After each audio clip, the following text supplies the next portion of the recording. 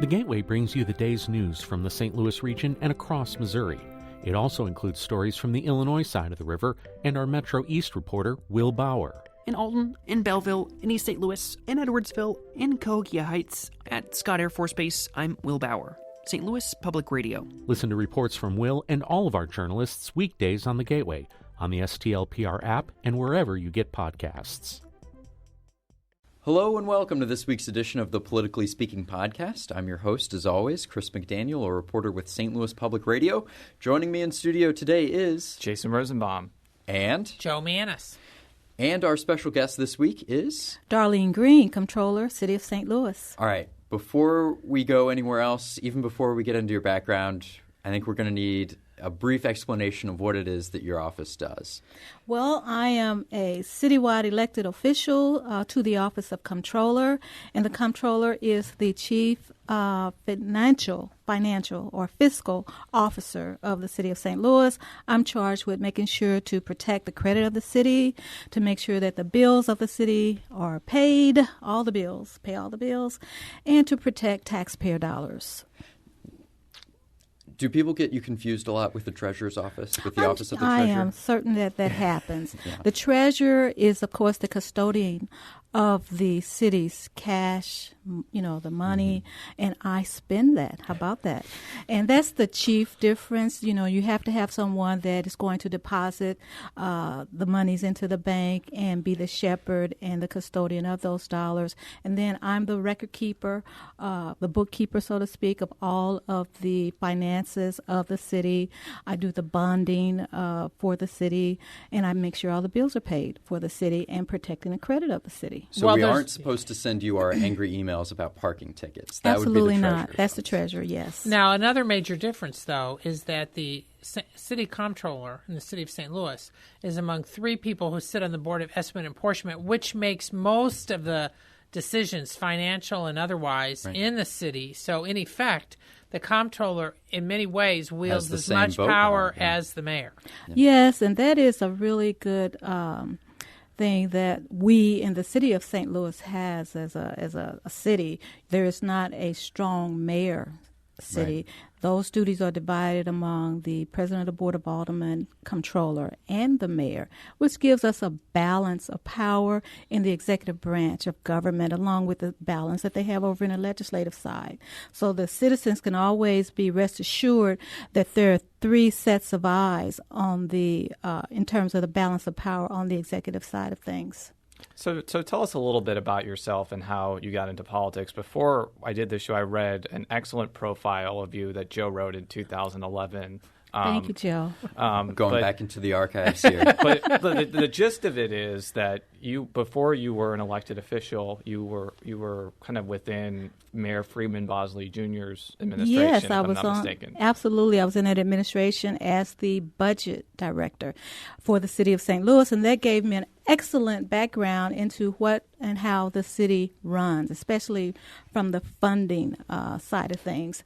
And as budget director, I served for 2 years prior to being appointed to the office of Comptroller, and I served for 18 months before being elected as Comptroller. Now I've been Comptroller now for 18 years. And one of my strong points has been protecting taxpayer dollars, raising the credit rating of the city from a B category to an A+ category, and we have a strong A+. Now, you were appointed when Vervis Jones had to step down, correct? Yes, it was. Okay. Yes, that was in 1995. Right, just so they understand. And the gist of of Joe's article was, I don't think you had any expectations initially of being an elected official. It was kind of a surprise to you. Could you get into that a little bit? Well, when you talk about surprises, what you have to know that there was an opportunity there, and I was met with that opportunity with my background experience, and I was ready to step in and take over that role. So that's one of the things I want to, to convey to the listeners, that sometimes in life you're going along, you got a great great career going for yourself, and you're met with opportunity. And what you have to have with that is with that opportunity is the preparation. And so I think I was well prepared to step into a role that I never thought in my life that I would ever be an elected official. Oh, my God. But I stepped into that role, and thank the Lord that I've been there for the last 18 years protecting taxpayers' dollars. Now, you were telling us before we went on the air that you're actually the second longest serving comptroller. There was Yes, actually I am. someone longer way back at the turn of the century. Way back in the early 1900s, there's someone that has served over 30 years. And so far, I've been serving for 18. Okay. 12 left. 12 to go. If you want to get I'm the record. still going. One of the other things that was mentioned, and not to keep heaping praise on Joe's article, but it mentioned that you've been kind of a mentor to many political figures of all stripes throughout your career. What sort of advice have you given to some of the people that are just getting into politics, and how do you think that they've learned from your lengthy tenure as comptroller? Oh, well, thanks for that question. One of the things that I like to convey to those who are just getting into politics is to, number one, is to do the right thing in your position that the citizens have entrusted you with. Do the right thing. Along with that, there's a lot of networking that you have to do. But above all of that is to stay true to those who are putting you in that position, those voters. Get out, shake their hands, meet the voters, and to go into asking them, what are your concerns? What's most important to you? And a lot of people will tell you. And so you have to really be true to that. If you're going to be elected to the legislature, whether it's on the local level or the state level or the federal level, you have to be true to your constituents and the voters that put you there. Now, in your early tenure as comptroller, you did face some contested elections. As I mentioned before the show, you defeated Jim Shrewsbury in 1996. You defeated somebody in 1997. I don't exactly remember who it was. I know you beat Tom Bauer in 2001. But recently, you haven't faced pretty much any major opposition in your campaigns. In 2013, you won, I guess, your fifth full term without any opposition in the Democratic primary.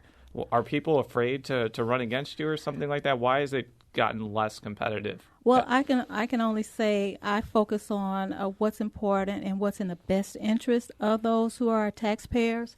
And, of course, that really, really makes a difference when I'm bringing home to each and every taxpayer what they expect of me. And that's to make sure that we are protecting the credit of the city. We're spending the money wisely. Those are the taxes that the people pay, and we're spending that money wisely. And we're doing those things that we have to do to keep the city of St. Louis a place where investors want to come to invest, in jobs. They want to invest their monies for development, and we fill potholes. How about that? We keep those potholes filled. How do you see your relationship with Aldermanic President Reed and Mayor Slay? I know you're not always an automatic vote. Absolutely. I can't be an automatic vote, especially when it's not in the best interest of the taxpayers. I don't go the expedient political route when it comes to making decisions on behalf of what's in the best interest of the taxpayers. We've got several examples of that. And for example, you want to put out a couple? Well, we can put out Veolia. I know you had mentioned that. That was an opportunity to review what that company was going to bring in terms of a contractual services to the City of St. Louis Water Division. And as I continue to review that company, it was not in the best interest of the taxpayers that we would make that contract a final contract. And so I voted no, along with President Reed. And, of course, the mayor's vote was different than ours. But that's just an example of where I had to look very focused at what is this company going to deliver. And what they were going to deliver wasn't in the taxpayers' best interest. Now, in the aftermath of that situation, and I think that there was an article in the Post-Dispatch in 2013, the mayor's office, and I'm paraphrasing here, wanted to essentially have more power, especially over contracts, which is your domain, by the way. I'm not sure if you read that article or have had some thoughts about the mayor wanting to kind of accumulate more power either through charter revisions or by fiat, but what's kind of your take on that particular situation? Well, my take is that because we are very fortunate in the city of St. Louis to have the balance of power over in the executive branch of government, that the taxpayers are the winners. And so when any one of the three of us say that they want more power, that means that they're going to take some of that power from the taxpayers. And I think, of course, that's not fair. People who are voters, people who are paying their hard-earned dollars into the city's taxes need to know that they're protected when there's three sets of eyes that are looking out for their interests. It's not just one. Okay, let's look at the city of Detroit, for example, where there was one mayor, very powerful. Now look at Detroit. So I have to say that while St. Louis, or Philadelphia or New York or any other city's mayor may not take those powers to the extent that Detroit did, but you got to look at, aren't we fortunate in the city of St. Louis to have that balance of power in the executive branch of government? Now, you mentioned that there's a couple initiatives that you've been involved in. Oh, yes. You want to talk about that a little bit? As Comptroller, we do take time to reach out to those taxpayers in need, and I'm partnering with the National Association of Black Accountants to offer free income tax preparation. And as a matter of fact, tomorrow night, which will be Tuesday, February 4th, from 4:30 to 8:30, the tax preparers will be at the William J. Harrison Education Center at 3140 Cass, which is right across the street from Bashan High School, to offer free tax preparation. So I invite those of you who can come by to come and get your taxes done for free. The maximum income for a family, I believe, is $55,000, where you can get your taxes done for free. Also, we will offer another tax preparation on Wednesday, February 19th.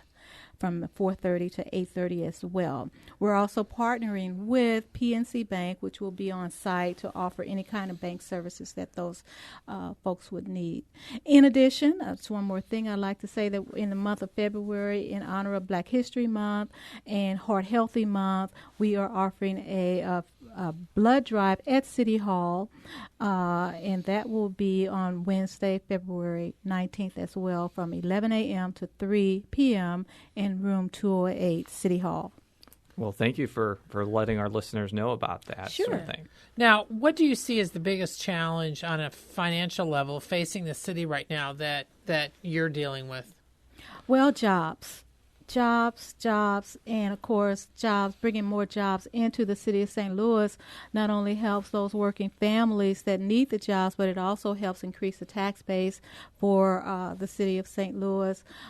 We also, of course, when you talk about increasing the tax base, you want to also look at more home ownership. You want to look at increasing the population throughout the city of St. Louis. You know, we are a pretty densely populated city, but we could increase that and help to increase the tax base of the city. You know, more revenue, more services. Is this may be a question that comes out of left field, but it is one that kind of falls within your wheelhouse of underbanking, especially in parts of St. Louis which have a lot more poverty and economic disparity. Well, one of the things that the treasurer of the city has done in conjunction with the Federal Reserve Bank, which has this unbanked initiative going, is to ask each and every city employee to have their paychecks direct deposited, which kind of helps you move towards a bank and trusting a bank. Is so much distrust with formal banking among people who live, paycheck to paycheck sometimes. But this direct deposit will actually help those who are unbanked have a minimal relationship with a bank at least, and then hopefully turning that relationship into more using of a bank or a credit union or something to increase the credit worthiness of an individual who in the past has not trusted a bank. Yeah. Okay. So I guess we'll segue into the more political element of our show. Yes, because aside from being the comptroller and all these other things, you also are vice chair of the Missouri Democratic Party, and you're in your second term. Yes. So I was interested in your observations as far as going into 2014, and also what you see as your role? Well, my role, I guess, as the vice chair of the party is certainly to support the democratic activities in the state of Missouri, to help increase awareness about democracy in our state, and to increase voter participation throughout the state of Missouri, help the fundraising efforts on our behalf, and, of course, we want to look at those things that working families are in need of, increasing the minimum wage and looking at what government is all about in our state in terms of economic development and all of this, things like that.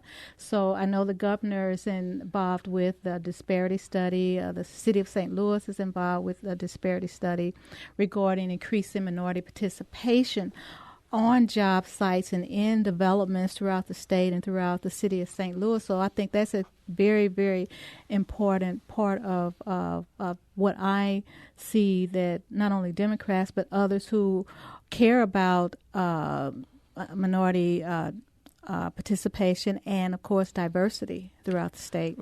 Now, Jason did a really good story about a week or two ago about the fact that the Democrats right now, because the candidate dropped out, don't have a Democratic candidate for state auditor. And I don't know if you know this, but I actually listed you as a possibility because I did see that. Because your job seems to segue pretty nicely with the auditor's office. Well, I have been asked in the past, that was years ago, to consider looking at the state auditor's office. I've been asked several times. My focus has been the local office that I hold, and so I've not looked at considering a statewide office. But you're right, there's no candidate that we have yet. But, of course, we're looking, and we're hopeful that there will be a candidate, and if not for the state auditor's race, but certainly for those that are coming up in 2016. So, I mean, are you looking at any of them yourself, or have you decided that you don't want to run for statewide office? I have decided that I would not want to run for statewide office, but I certainly want to support those good Democrats that do. And I want to make sure that I'm looking and helping the party point out those shining stars that we have coming up that could run statewide. Now, there's only been a few women who've run, although generally successfully, but there hasn't been an African American who's run statewide in Missouri in 20 years. Any thoughts about that? That's right, and we do have some shining stars that are entering the state legislation. That there's one young lady who's an attorney. There are a couple of other young ladies that are in statewide government offices that are attorneys that could possibly one day look at a political office that they may run. So we're keeping an eye out on some of these political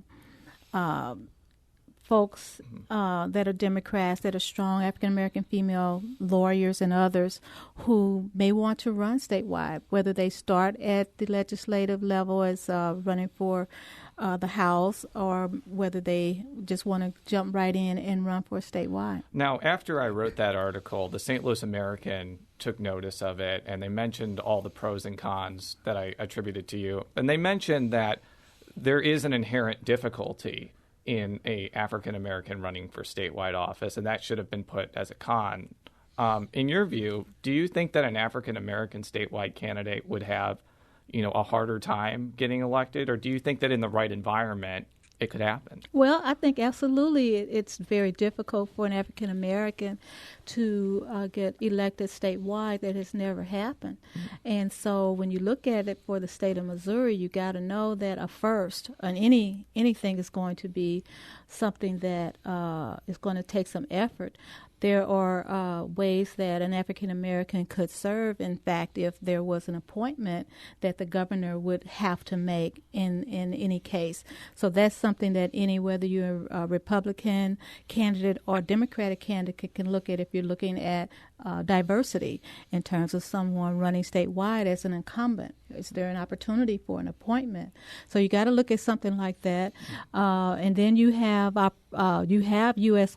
Congress and Senate seats. We have, fortunately, African Americans who are U.S. congressman, yes. and we have a female Although senator. not in Missouri, yeah. U.S. Yeah, Congressman. Yeah. Reverend. Lacey Clay Yeah, and Emmanuel yeah, Cleaver. yeah, but Right. I meant outside of the urban areas. Yeah. Is there a concern that you've got Clay, you've got Reverend Emmanuel Cleaver, congressman from Kansas City. Aside from Clay and Cleaver, there hasn't been any other. I mean, there seems to have been an effort, at least during redistricting, to kind of put a lot of the, not just minority votes, but a lot of the so-called liberal Democratic votes in 2 districts. Yeah. Any thoughts about that? That's what I was getting we at. I Lost didn't put it right. We lost a seat. Right. So that then caused the opportunity for an African American to possibly even be lost. Instead of having just a 2, could we increase that number to 3? Maybe not. So that also is troubling for female, whether it's Republican or Democrat, in terms of who we can elect, in terms of being diverse in the state of Missouri. What is our opportunity to increase diversity? Is very nil when we are looking at challenges like the loss of those seats. Yeah. Well, I have a kind of an inherent bias because I am from Illinois, and we have elected 2 U.S. senators. We elected statewide senators who are African American. I think it will happen in the near future that an African American will win. But I agree that there are added challenges to them running, and I think it has to be the right environment for them to win. 1994 was a terrible year for Democrats, and Joe told me that Alan Wheat had some real inherent issues in that race. Well, it wasn't. I mean, he was at that point a congressman from Kansas City area, and he was respected. But the point I was getting at was that I covered his race, was that there were some Democratic officials in rural Missouri who publicly said that either they weren't going to vote for him or they knew people in their part of the state who weren't going to vote for him, who were normally Democrats. I was surprised by the public nature of those comments, and that's what I was getting at before, because it just was stunning. Now, that was 20 years ago, and things have changed, but if you look at 2008, when President Barack Obama, at that point, was the Democratic nominee, and this was the huge wave for him, and he spent a lot of time in Missouri, and I was working for the Post-Dispatch then, and I traveled with him some. But even he, although it was close, he still lost the state. Yeah, he did. He lost the state. He won by about 4,000 votes. The urban area, I believe, he won both urban areas. I'm not so sure, but I do know he won the city, but not the state. And while this state became a red state because of that close election, we can kind of, with the blue and red, it's kind of purple in terms of the possibility of this becoming a blue state in the future. But with the diversity piece, and that's the focus right now, will this state elect an African American, whether it be on a national level or will it on the state level?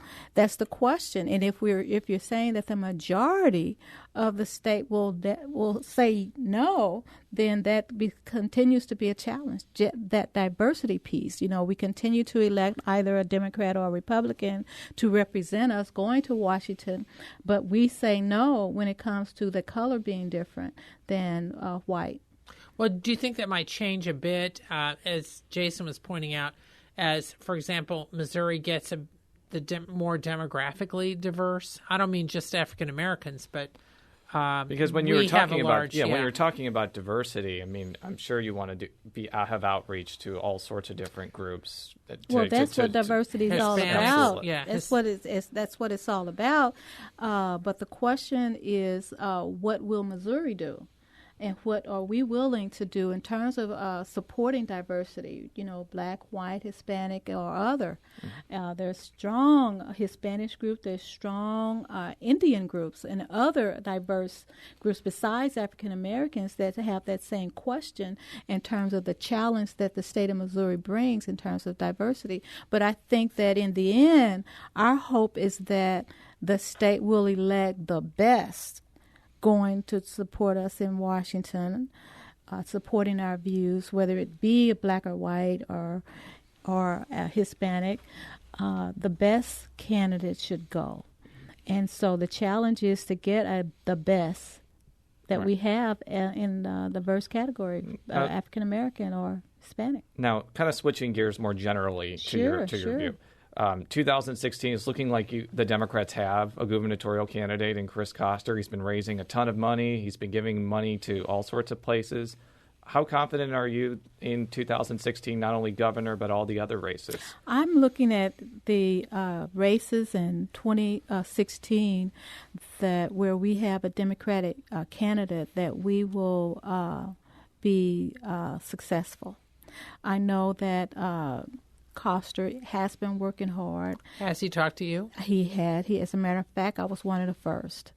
And so I have to commend him for making sure that he has talked to the Democratic Party, as well as several Democrats, not only in outstate but also in the urban areas. And I know he has taken the lead to talk to as many people as he could in the urban areas. And I've also noticed he's actually been actively campaigning for some people that he wasn't always close with. Maria Chappelle-Nadal of University City is a great example of that. They had a terrible relationship in 2008, and now he's headlining a fundraiser for her.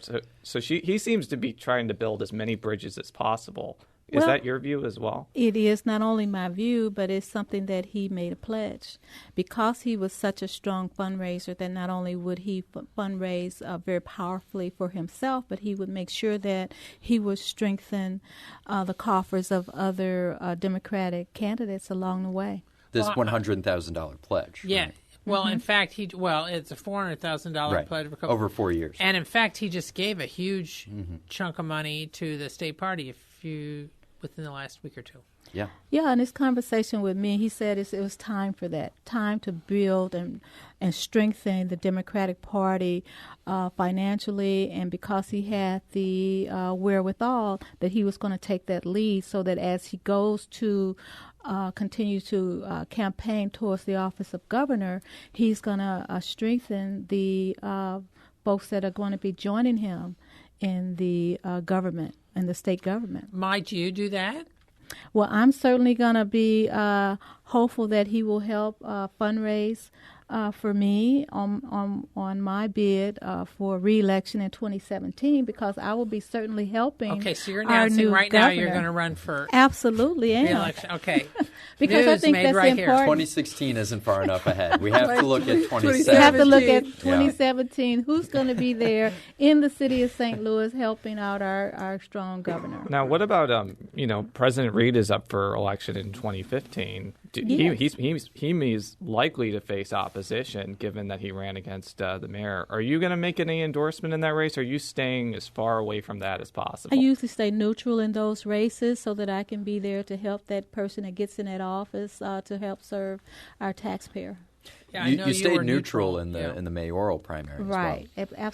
Absolutely, because you do still need a person that's ready to help get whoever is elected ready so that they can hit the ground running to serve. Did you take any heat for that? Absolutely not. Okay, because I was wondering, because within the St. Louis Democratic Party, there's a lot of factions, and there always has been, and I was just interested if. Well, I'm there to be a resource. And I'm a resource for whoever comes and asks, because the bottom line is that we serve. And I never get too far away from that service, serving our taxpayers. And so, there is the politics, but there also is the service. Mm-hmm. And that political person who's running and they're moving so fast, they have to kind of say, hold up and wait a minute, I need to know this and I need to know that. And they're going to pick up the phone, they're going to call me. And I'm going to be there to be a resource for the information that they need in order to help serve the city of St. Louis taxpayers. So that's something that, yes, I've sat down with Louis Reed, I've sat down with the mayor, in the last few months, and we've talked about how best to serve the city of St. Louis, because that's what's important to us above anything else, is serving the city of St. Louis taxpayers. All right. Well, we'll close this out here on that note. You can read all of our stories at stlpublicradio.org, including Jason's story about the auditor's race. And we'll try to include a link to Joe's story from a couple years ago. Because it was a really we all were Okay. alive for once. it was a really good story, and it gave me a little bit more of your background and how you got into politics. It's a real fascinating story. Okay, it's been a pleasure being here with you guys today. Thank you. Well, thank you for coming. To close us out here, you can follow me on Twitter at @CSMcDaniel. You can follow Jason on Twitter at Jay Rosenbaum. Joe. At J Mannies, it's JMANNIES. Do you have a Twitter handle? I do not. I believe your That I'm aware of. Your My office, office I'm aware. does. Your office, I think, is STL Comptroller, but I believe that's your office. That sounds pretty cool. Well, there we go. We'll be back next week. Until then, so long. So Thank long. you. If you have a smart speaker, you have access to the entire world of NPR and St. Louis Public Radio. All the latest news and all the captivating stories. Activate our voices with yours by telling your smart speaker to play St. Louis Public Radio.